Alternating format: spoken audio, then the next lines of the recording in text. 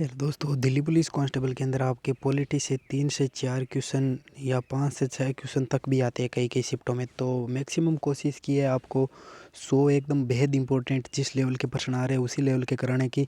तो आप वीडियो को एंड तक देखना और अपने दोस्तों के साथ शेयर करना। मैं आपको 100 प्रश्न कराऊँगा। उम्मीद है अगर ये 100 प्रश्न आप पक्के कर लेते हो तो अगर आपके शिफ्ट में 5 से 6 प्रश्न आते हैं तो 3 से 4 प्रश्न मैं ये कह सकता हूँ कि इसी क्लास से आएंगे। तो प्लीज़ आप ये जो देख लेना, आपको अगर इजी लगे तो भी एक बार पढ़ लेना। अगर आपको ऐसा लगे कि कुछ प्रश्न ऐसे हैं जो मतलब हमें पढ़े नहीं हैं तो वो भी आपको एक बार देखना है।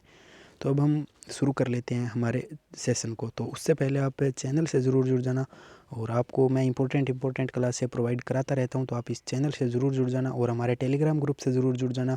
उसका लिंक चैनल के डिस्क्रिप्शन बॉक्स में मिल जाएगा। अब हम वीडियो को शुरू कर लेते हैं। तो अब हम वीडियो शुरू करते हैं तो देखते हैं। एक बार थोड़ा रुकना। चलो अब हम हमारे फर्स्ट प्रश्न की तरफ चलते हैं। मैं ऑप्शन नहीं लाया हूँ, सीधा आपको आंसर टिक करवाता हूँ, ठीक है। पहला क्वेश्चन है, भारतीय संविधान के किस अनुच्छेद में संविधान को अपनाने की तिथि दी गई है। यानी आपको संविधान अपनाने की तिथि किस आर्टिकल के अंदर दी गई है, ये आपको प्रश्न पूछा है। मेरे ख्याल से ये प्रश्न काफ़ी लोगों का पढ़ा हुआ नहीं है, तो आपको ये ध्यान रखना है। आर्टिकल 394 के अंदर। नेक्स्ट क्वेश्चन है, हमारा संविधान सभा की पहली बैठक कब हुई। तो यह 9 दिसंबर 1946 हुई थी, ठीक है। ये तो सबको ध्यान है।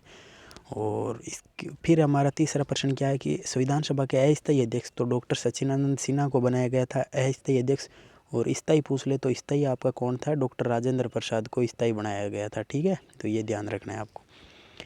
ये देखो यहाँ पर लिखा भी है किस संविधान सभा के किस स्थायी अध्यक्ष नियुक्त किया गया, तो डॉक्टर राजेंद्र प्रसाद को इसमें संविधान सभा का स्थायी अध्यक्ष नियुक्त किया गया था। नेक्स्ट हमारा क्वेश्चन क्या कहता है, संविधान सभा की प्रारूप समिति के अध्यक्ष कौन थे। तो ये आपके भीमराव अम्बेडकर थे। यानी ऐसे ही क्वेश्चन, कुछ क्वेश्चन बेसिक आएंगे लेकिन कुछ क्वेश्चन मैं आपको मतलब ऐसे भी करवाऊंगा बीच में जो आपको मतलब अभी तक है थोड़े या तो कम पढ़े या फिर पढ़े भी नहीं है। तो आप ध्यान रखना, ये 100 क्वेश्चन आपके लिए बेहद इंपॉर्टेंट हो सकते हैं। नेक्स्ट हमारा क्वेश्चन क्या कह रहा है, भारतीय संविधान में कितनी अनुसूचियाँ हैं। तो ये 12 अनुसूचियाँ हमारे भारतीय संविधान के अंदर। पहले कितनी थी, जब संविधान बना था तो 8 अनुसूची थी, तो अब हमारी अनुसूचियाँ 12 है। फिर हमारा नेक्स्ट क्वेश्चन क्या कहता है, संविधान की सबसे लंबी अनुसूची कौन सी, यानी सबसे जो लेंथ यानी लंबी सबसे बड़ी अनुसूची कौन सी है। तो वो आपकी 7वीं अनुसूची है, वो सबसे लंबी है। तो ये ध्यान रखना है आपको। नेक्स्ट क्वेश्चन है, मौलिक कर्तव्य किस देश से लिया गया है। तो मौलिक कर्तव्य आपके सोवियत संघ रूस से लिया गया, जो भी आपके आर्टिकल 51A के अंदर शामिल है। तो ये आपको ध्यान रखना है। और ये मौलिक कर्तव्य किस से, तो ये यहाँ पर दिया गया है, अभी मैं बता रहा था वही क्वेश्चन यहाँ दे दिया है। मौलिक कर्तव्यों को किस संविधान द्वारा जोड़ा गया था, किस संविधान संशोधन द्वारा जोड़ा गया था। तो 42वां संविधान संशोधन 1976 के अंदर हुआ था, उसके अंदर मौलिक कर्तव्य ऐड किए गए थे। और मौलिक कर्तव्यों की वर्तमान में संख्या कितनी है आपकी, मौलिक अधिकारों की कर्तव्य आपका 11 है और मौलिक अधिकारों की संख्या आपकी 6 है, ठीक है। और संपत्ति का अधिकार अब किस प्रकार का अधिकार है। तो अब संवैधानिक अधिकार है जो आपका 301 के अंदर शामिल है, ये आपको ध्यान रखना है। नेक्स्ट क्वेश्चन हमारा क्या कहता है, देखो, मौलिक अधिकारों को निलंबित किया जा सकता है, किस आपातकाल में नहीं। मतलब कौन से जो आर्टिकल है वो सदैव लागू रहते हैं, चाहे आपातकाल हो चाहे कुछ भी हो। तो वो आपके 20 और 21 आर्टिकल है जो प्राण एवं दैहिक की स्वतंत्रता, वो आपके लागू रहते हैं। हमारा 13 नंबर क्वेश्चन क्या कहता है, समानता का अधिकार किस अनुच्छेद से संबंधित है। तो समानता अधिकार आपका 14 से 18 तक समानता का अधिकार है। नेक्स्ट क्वेश्चन है, अनुच्छेद 19 कितनी स्वतंत्रताएं देता है। तो ये 6 प्रकार की स्वतंत्रताएं देते हैं, आपको ये 6 के 6 याद रखना है। और सीधा पूछ ले आर्टिकल 19 किससे संबंधित है, तो आपको याद रखना है वाक एवं अभिव्यक्ति की स्वतंत्रता है। तो ये आपको ध्यान रखना है। जीवन व व्यक्तिगत स्वतंत्रता किस अनुच्छेद में है। तो ये आर्टिकल 21 के अंदर आपकी जीवन एवं व्यक्तिगत स्वतंत्रता है। नेक्स्ट क्वेश्चन हमारा क्या कहता है, संविधान का कौन सा भाग नीति निर्देशक तत्वों से संबंधित है। तो भाग आपका 4 है, वो नीति निर्देशक तत्वों से संबंधित है। नीति निर्देशक तत्व किस देश से लिए गए। तो ये आयरलैंड से आपके नीति निर्देशक तत्व लिए गए हैं। मौलिक अधिकार व नीति निर्देशक तत्व में टकराव पर सर्वोच्चता किसे है। मौलिक अधिकार लेकिन संशोधन, यानी अगर मौलिक अधिकार और नीति निर्देशक तत्वों में अगर टकराव हो जाता है तो फिर आप मान्यता किसको मिलेगी, तो वो मौलिक अधिकार को मिलेगी। तो ये आपको ध्यान रखना है। मतलब इम्पोर्टेंट इस प्रकार की आपको इम्पोर्टेंट क्वेश्चन है वो एकदम पक्के कर लेने हैं। नेक्स्ट क्वेश्चन क्या कहता है, ग्राम पंचायतों से संबंधित प्रावधान किस संशोधन में है। तो ये आपका 73 संविधान संशोधन हुआ था, उसके अंदर आपको ग्राम पंचायतों से संबंधित प्रावधान डिस्कस किए गए थे।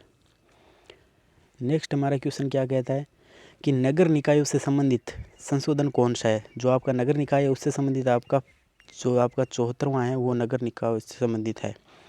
राष्ट्रपति भारत का क्या होता है, तो राष्ट्रपति भारत का संवैधानिक प्रमुख होता है। वैसे मतलब संविधान के अनुसार राष्ट्रपति भारत का प्रमुख है, लेकिन जो रियल में हमें दिखता है वो हमें पीएम जो है वो प्रमुख दिखता है, लेकिन जो संविधान के अनुसार है वो आपको राष्ट्रपति होगा और राज्य के अंदर राज्यपाल संवैधानिक रूप से होता है, वरना जैसे मतलब हमें दिखता है उस हिसाब से आप सीएम मान सकते हो। बाकी अगर संवैधानिक आ जाए तो फिर राष्ट्रपति और राज्यपाल ही होगा। नेक्स्ट क्वेश्चन क्या कहता है, राष्ट्रपति का कार्यकाल कितने वर्षों का था। आपको पता है 5 वर्ष का होता है, लेकिन आर्टिकल 61 के तहत महाभियोग लगाकर पहले भी हटाया जा सकता है, उस हिसाब से जितने हिसाब से बहुमत से पारित करके, ठीक है, ये भी आपको याद रखना है। अब ऐसे भी पूछ सकता है महाभियोग कौन से आर्टिकल के अंदर है, तो आप बता देना आर्टिकल 61 के अंदर महाभियोग है। जो प्रक्रिया आप महाभियोग की प्रक्रिया आपको पता है अमेरिका से ली गई है, ये भी आपको ध्यान रखना है। और उपराष्ट्रपति का पद भी अमेरिका से लिया गया है, मौलिक अधिकार भी अमेरिका से लिया गया है, ये चीज़ें आपको ध्यान करनी है। मैं इसके साथ साथ आपको बहुत कुछ से साथ में और भी चीज़ें ऐड करता जाऊंगा, जो चीज़ें आगे ये देखो लिखी हुई भी है, लेकिन मैं आपको ऐड करता जाऊंगा। और चैनल से ज़रूर जुड़ जाना, चैनल को सब्सक्राइब करके जुड़ ज़रूर जाना। आपको मैं जब तक आपका एग्ज़ाम नहीं हो जाए, आगे एग्ज़ाम और तैयारी करोगे, मैं आपको एसएससी से रिलेटेड हर एक चीज़ आपको इस चैनल पर मिलेगी। आपको मैं जो एग्ज़ाम होगा उसका रिव्यू लेकर उस हिसाब से आपको स्कोरिंग टाइप है वो करवाता रहूँगा। अभी पॉलिटी के अंदर 5 से 6 क्वेश्चन आ रहे हैं, और जिस टाइप के आ रहे हैं उस टाइप के मैंने 100 इंपॉर्टेंट क्वेश्चन आपके लिए प्रोवाइड करवा दिए। तो आप चैनल से जुड़े रहना। और मैथ की 3 क्लासें करवाई है मैंने, वो क्लासें करवा लेना। 8, 9, 10 क्वेश्चन आपके उसी क्लासों से उसी टाइप के आएंगे। हाँ, 4-5 क्वेश्चन थोड़े बहुत मॉडरेट आएंगे, लेकिन जो मैंने करवाए हैं उसी टाइप से आपको 8, 9 नंबर 10 नंबर आराम से पक्के हो जाएंगे। तो वो क्लासें ज़रूर कर लेना और चैनल से ज़रूर जुड़ना अगर आपको लगता है कि मेहनत कर रहा है बंदा। नेक्स्ट क्वेश्चन हमारा क्या कहता है कि राष्ट्रपति का निर्वाचक मंडल कौन करता है। कौन करता है, तो निर्वाचक मंडल ही करता है। राष्ट्रपति का निर्वाचन कौन करता है, तो निर्वाचक मंडल करता है, ठीक है। नेक्स्ट क्वेश्चन क्या कहता है, राष्ट्रपति पर महाभियोग की प्रक्रिया किस आर्टिकल, तो अभी मैंने बताया था आर्टिकल 61 के तहत। राष्ट्रपति का अध्यादेश किस अनुच्छेद में, तो आर्टिकल 123 के तहत राष्ट्रपति अध्यादेश जारी कर सकता है। वास्तविक कार्यकारी शक्ति किसके पास, ये देखो अभी मैंने कहा था जो संवैधानिक अनुसार है उसमें तो आपके राष्ट्रपति होंगे, लेकिन वास्तविक कार्यकारी शक्ति आपके पीएम के पास, प्रधानमंत्री के पास होती है। तो ये भी आपको ध्यान रखना है। ये इंपॉर्टेंट पर्सन इतने इंपॉर्टेंट है कि आप सोच नहीं सकते। हर एग्ज़ाम शिफ्ट के अंदर आपको ये स्क्रीन पर नज़र आएगा जिस शिफ्ट के अंदर आप एग्ज़ाम हॉल में बैठोगे। बाकी एग्ज़ाम का प्रेशर इतना होता है कि आप वहाँ मतलब पढ़ी हुई चीज़ें भी गलत कर दे, तो उससे आपको बचना है, चीज़ों का अच्छे से रिवीजन करना है।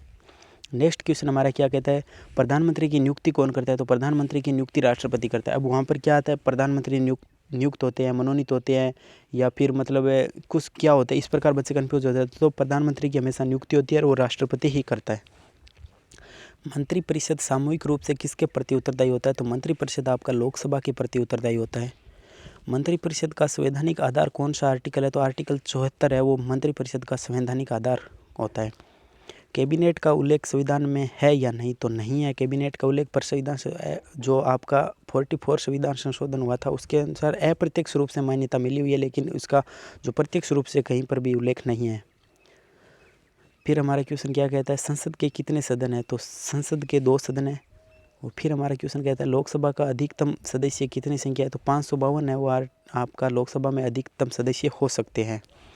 नेक्स्ट क्वेश्चन हमारा कहता है राज्यसभा का अधिकतम सदस्य, तो 250 सदस्य राज्यसभा में अधिकतम हो सकते हैं।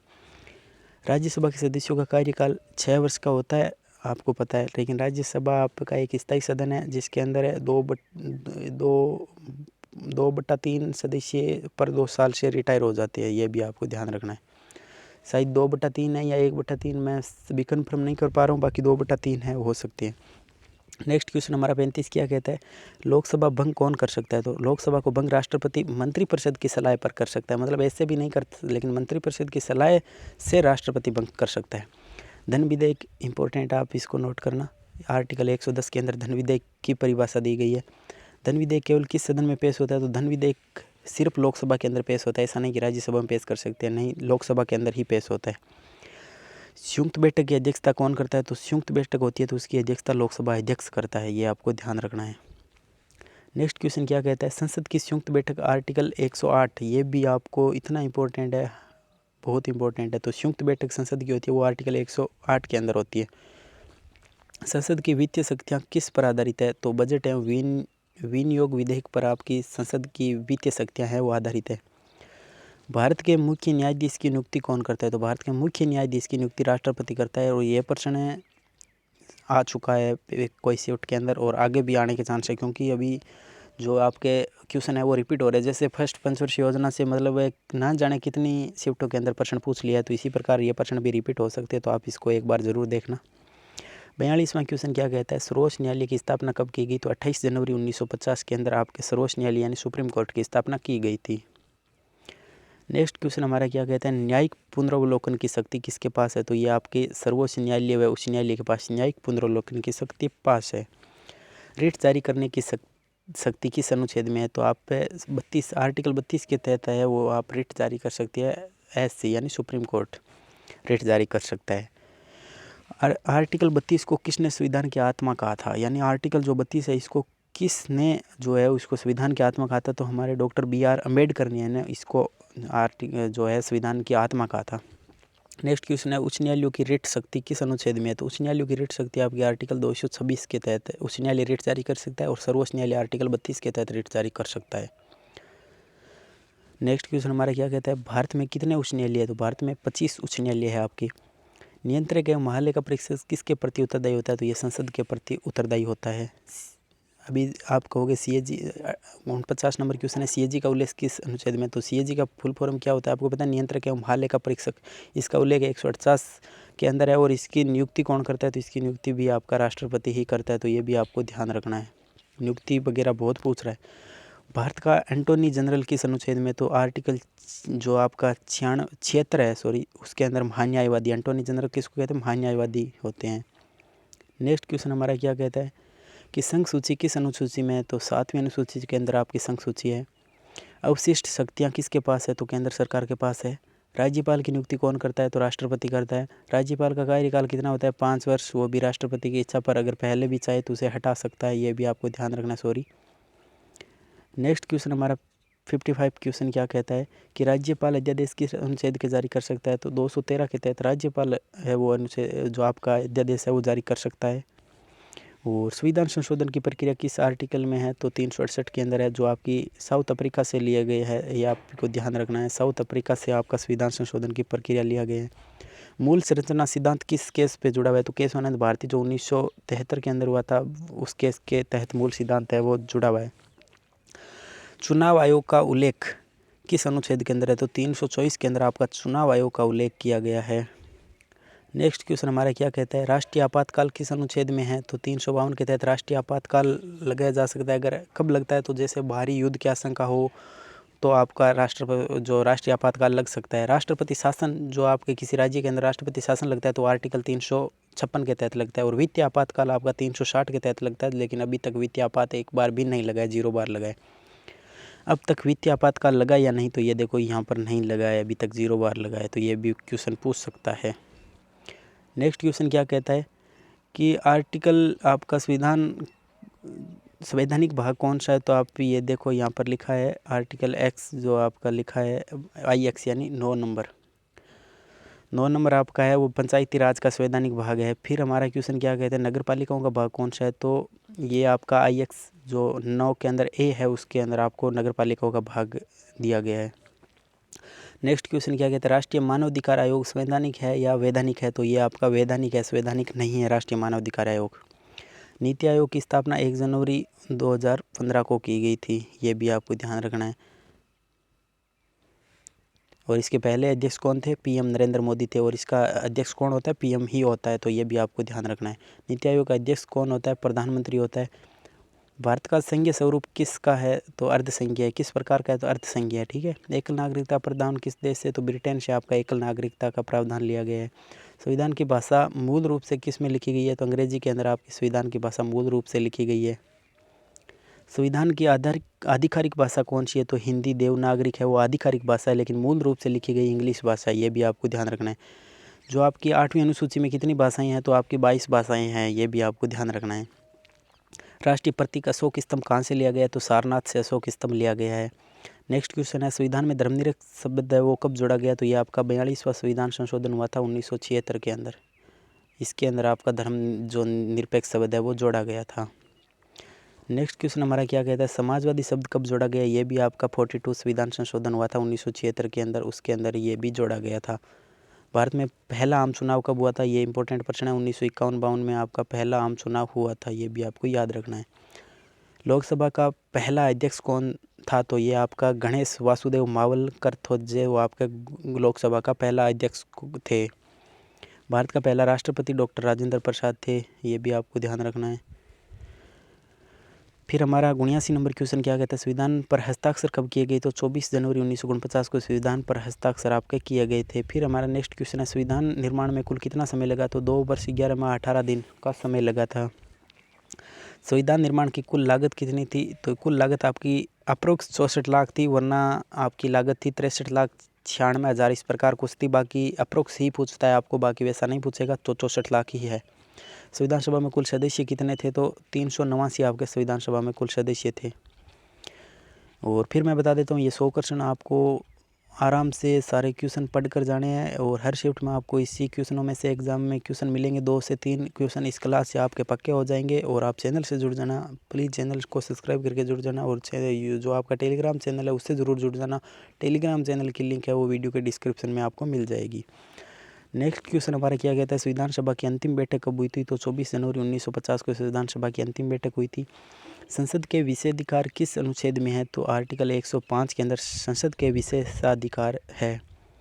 राज्य विधानमंडल के विशेषाधिकार किस अनुच्छेद में है, तो आर्टिकल 194 के अंदर है। भारत का संवैधानिक प्रमुख कौन है, तो अभी ये ऊपर प्रश्न था, कोई रिपीट हो गया तो आप देख लेना, राष्ट्रपति होता है संवैधानिक प्रमुख।